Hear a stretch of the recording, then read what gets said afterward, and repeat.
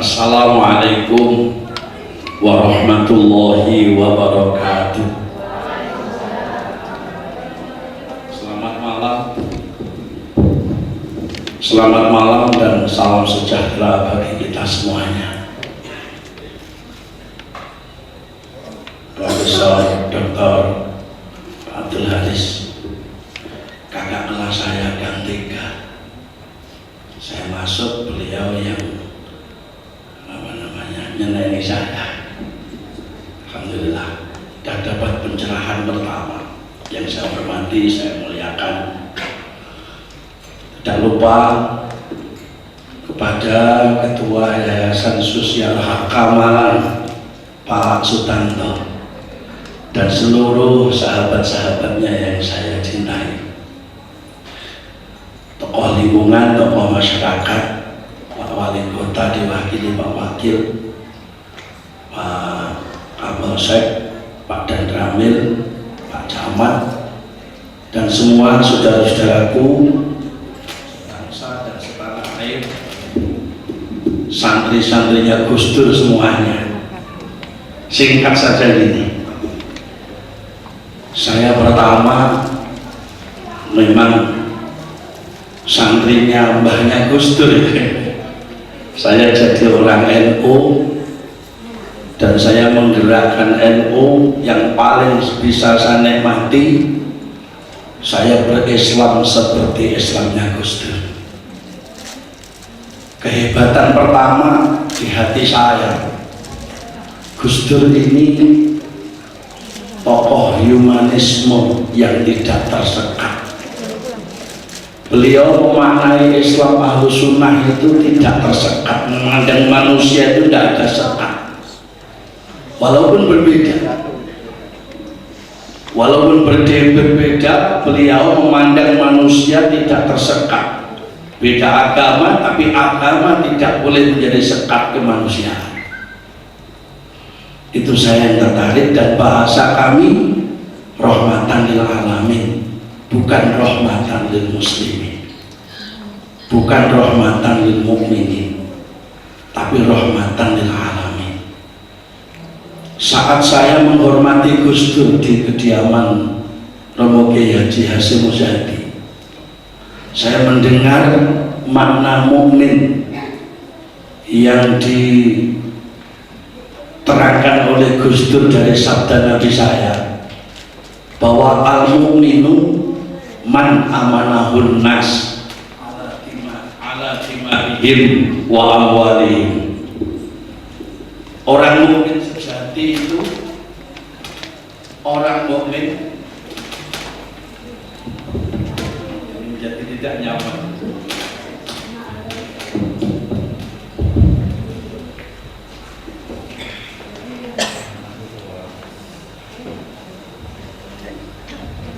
Alhamdulillah, saya pernah mendengar Gus Dur berbincang-bincang dengan Kiai Hasyim Muzadi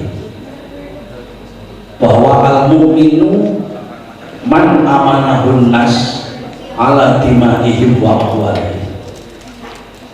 Orang mukmin sejati itu orang yang harus menjamin rasa aman terhadap nas. Nas itu dilalah al-am. Pokoknya manusia hidup dengan orang mukmin wajib aman, nyaman, dan damai. Mudah-mudahan ini realisasi dari kemukminan kita. Rasulullah di Madinah pernah saat persiapan perang Badar, perang Uhud, pertama yang menyumbang juga orang Yahudi. Pada saat Rasulullah SAW membela negara Madinah yang akan diserang oleh orang-orang kafir Quraisy dari Mekah, ternyata tidak hanya orang Islam dan sahabat Rasul yang membela itu, tetapi yang membela semua komunitas Madinah yang berbeda-beda. Mudah-mudahan kota malam Indonesia seperti itu. Yang kedua, orang mukmin itu orang yang harus mampu menjamin rasa aman terhadap semua manusia dalam keanekaragamannya, aman darahnya, tidak boleh menyakiti apalagi membunuh, dan tidak boleh mengambil hak orang lain apalagi merampoknya. Naudzubillah. Sehingga kalau saya mendengar di sana sini ada mengaku orang Islam, tidak sama dengan mereka dianggap kafir, lalu darahnya halal, hartanya dicuri karenanya menjadi harta fake, harta rampasan ngawur. Jangan percaya, itu bukan agama, tapi itu kepentingan kelompok yang dilatar belakangi oleh kepentingan politik. Kalau agama sudah dimasuki kepentingan politik, rusaklah manusia. Mudah-mudahan Malang, Jawa Timur, Indonesia selamat dari itu semua. Gus Dur ini, beliau adalah ulama, tapi juga bapak negara, bapak bangsa. Apanya Gus Dur itu ikut merancang lahirnya Indonesia. Beliau juga ulama, pernah jadi Menteri Agama Republik Indonesia. Lalu abahnya Mbah Wahid Hasyim, mbahnya Gus Dur, Mbah Hasyim Asy'ari itu ulama tapi juga pahlawan nasional, memberi inspirasi kepada kita warga Kota Malang yang aneka ragam ini, bagaimana hidup itu bela agama, bela negara. Agamanya masing-masing, bela agama, bela negara. Caranya bagaimana? Bela agama jangan bentur negara, dan bela negara jangan bentur agama. Itu amanat kami sebagai warga NU, terinspirasi bahwa Gus Dur ini ulama, tapi Gus Dur itu juga bapak bangsa. Mbahnya Gus Dur itu juga ulama, tetapi juga pahlawan nasional. Yang ketiga, sebagai generasi, abahnya Gus Dur itu merancang bagaimana Pancasila bisa diakui mulai Sabang sampai Merauke, sudah disepakati menjadi Pancasila. Oleh karena itu, sebagai warga Kota Malang yang aneka ragam, yang plural betul di Kota Malang, Jawa Timur, Indonesia ini, jangan sekali-kali membenturkan isu agama dengan Pancasila. Biar aman, biar nyaman hidup berdampingan dalam pluralitas.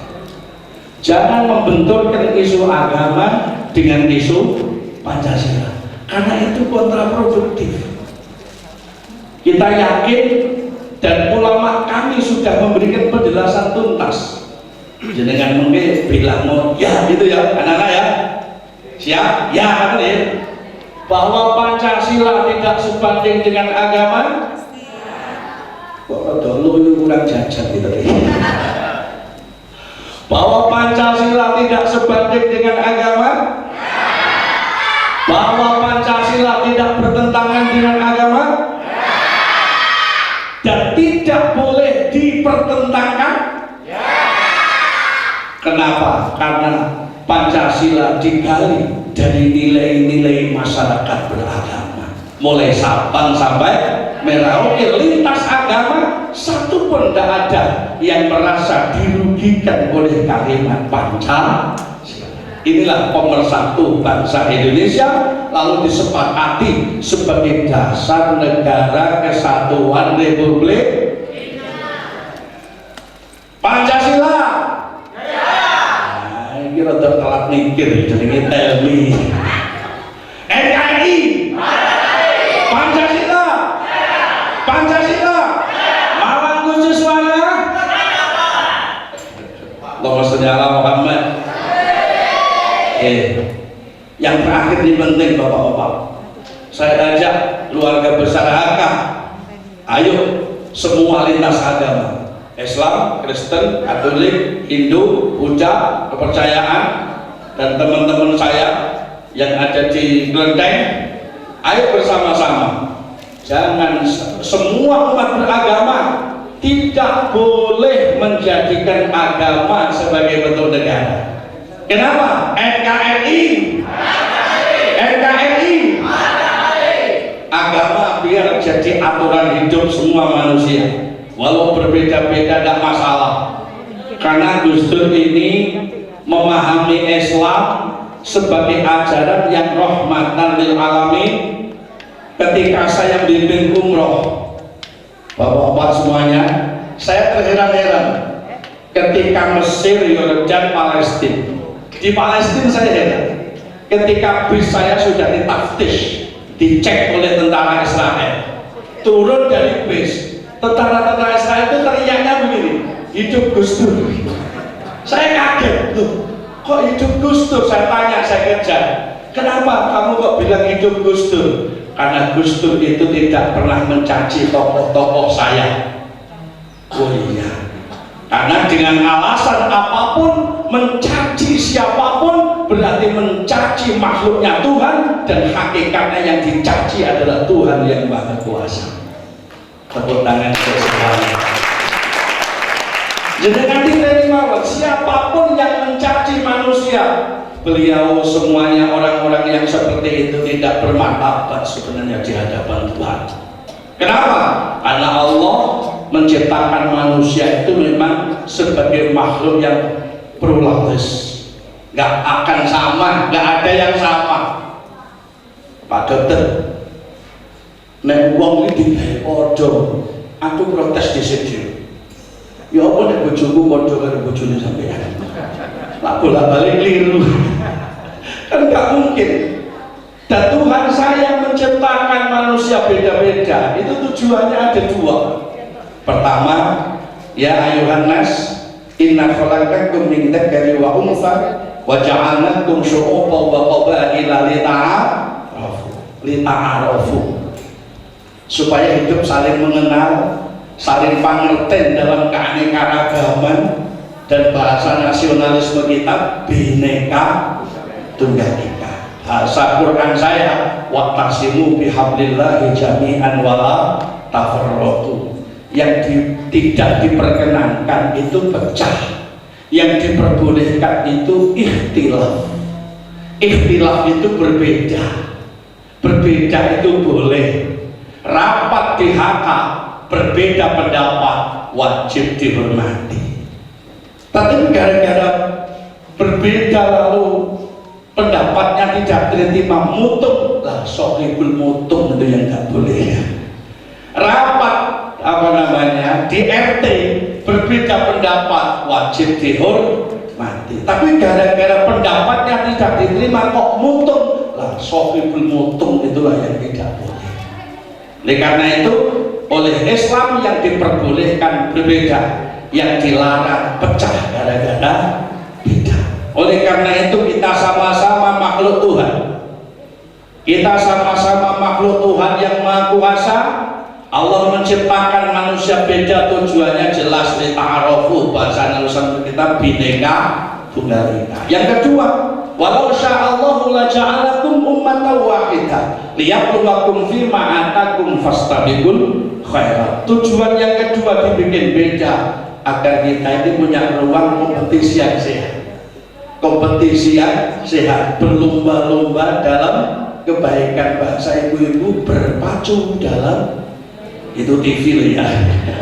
Saya yakin ketika Kota Malang yang hidrogen ini, Jawa Timur yang beraneka ragaman ini, Indonesia yang hidrogen ini, dan kita tahu berserta sadar bahwa Indonesia lahir bukan dari keseragaman tetapi lahir dari keaneka ragaman. Tujuan yang kedua Allah bikin beda, fastabiqul khairat, kompetisi yang sehat. Makanya ayo bersama-sama ketika kita di Kota Malang menghadapi perbedaan, Jawa Timur menghadapi perbedaan, sekalipun perbedaan itu Pak Abdul Haris nanti tahun 2024 ya, nggak apa-apa beda, pilih siapa saja yang dipilih maupun yang milih, tapi yang penting jangan sampai pecah gara-gara beda. Jangan mengorbankan persatuan hanya gara-gara pemilihan. Saya yakin ketika berbeda itu diarahkan Bhinneka Tunggal Ika dan kompetisi yang sehat untuk melakukan kebaikan untuk agama, untuk umat, untuk masyarakat, saya yakin nanti di Kota Malang khususnya akan lahir sebuah kesadaran yang indah. apa namanya, kesadaran berbeda dalam persaudaraan, bersaudara dalam perbedaan. Tepuk tangan mudah-mudahan wujud ya. Dan kesadaran itu akan menumbuhkan rukun dalam beda. Rukun dalam beda akan menjadi cikal bakal lahirnya persatuan dan kesatuan. Persatuan dan kesatuan akan melahirkan kekuatan bersama dalam perbedaan. Kekuatan bersama dalam perbedaan itulah peluang dan kesempatan siapapun yang memimpin Kota Malang, siapapun yang memimpin Indonesia akan diberi peluang dan kesempatan untuk membangun bersama-sama menuju Kota Malang dan Indonesia yang lebih maju.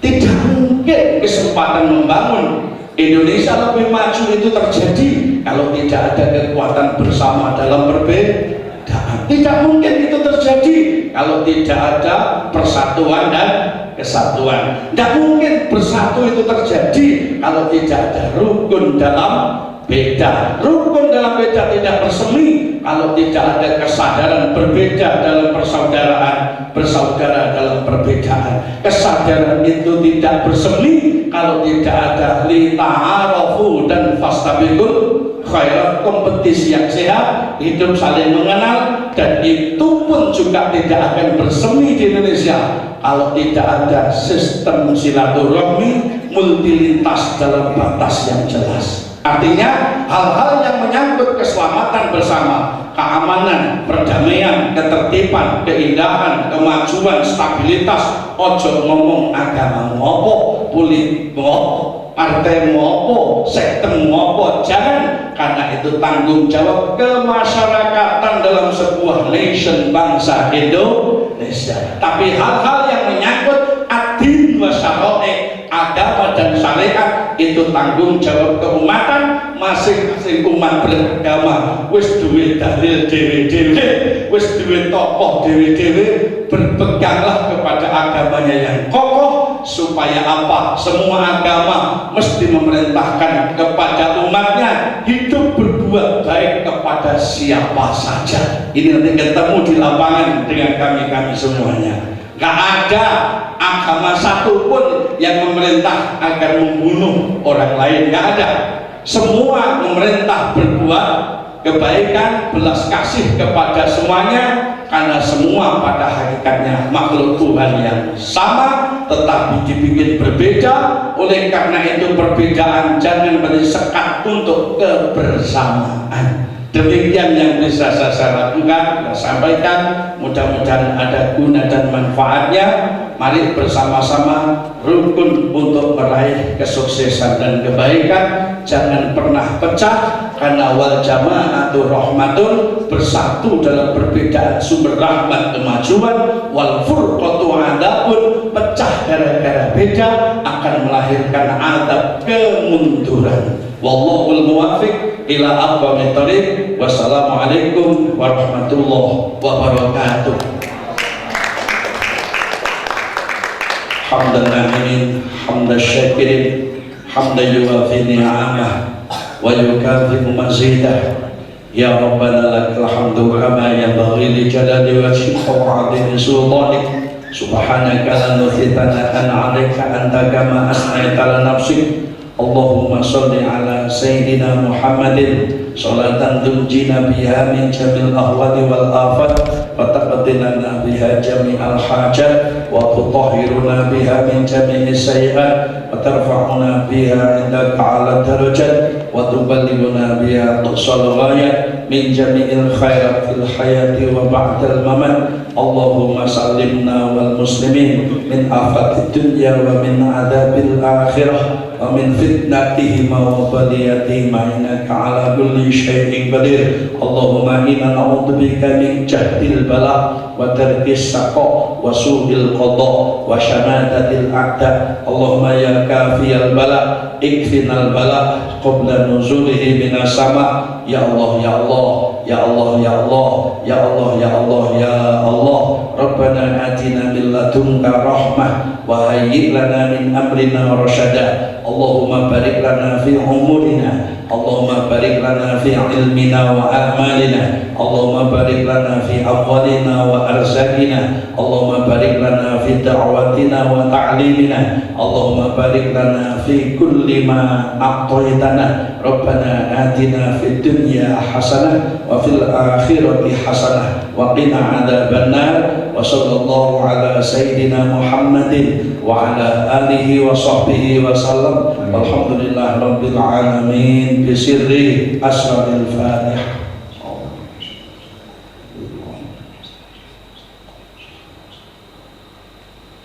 Terima kasih, mohon maaf ada khilaf. Selamat malam. Wassalamualaikum warahmatullahi wabarakatuh.